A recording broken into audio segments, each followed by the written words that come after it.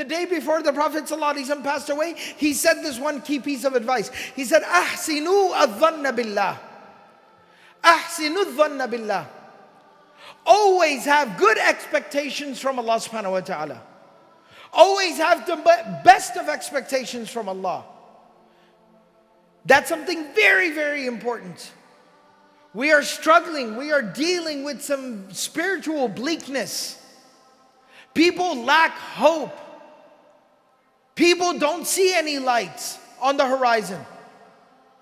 We need to renew our iman, renew our faith, and know who we believe in, and His might and His power and His greatness. And He can bring light in the middle of the night.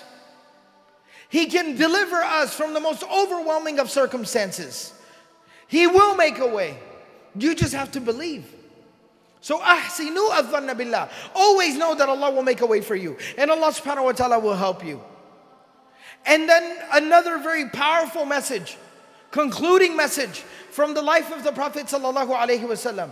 Pray your salah, give your zakah, and look after, fulfill the rights of the people that you are responsible for.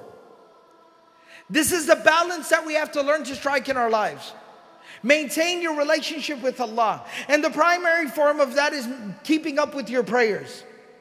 And then secondly, take care of the people, value the people, cherish the people.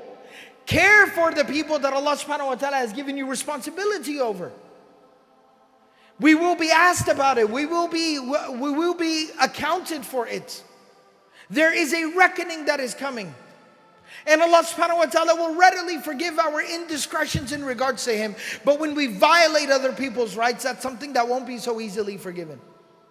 We will be held to account for it. Fix your character. Repair your relationships. Learn to be more responsible in your personal life and towards the people that have rights upon you.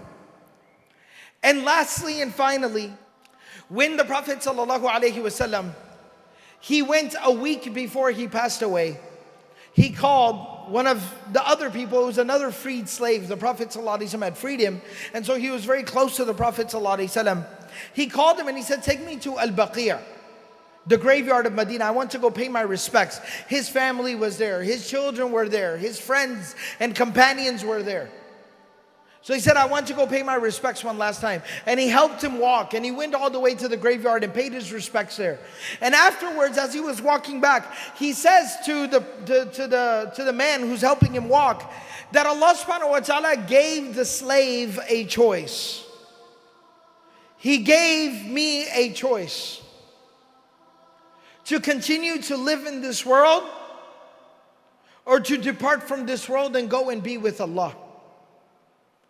And the man started to cry and he said, "Please tell me, I beg you, I will do anything. Tell me that you asked to stay. I need you to stay. We need you to stay." And the Prophet ﷺ said, "No, it's time for me to go and be with Allah. Allahumma ila rafiq al-a'la. Oh Allah, I want to be with you."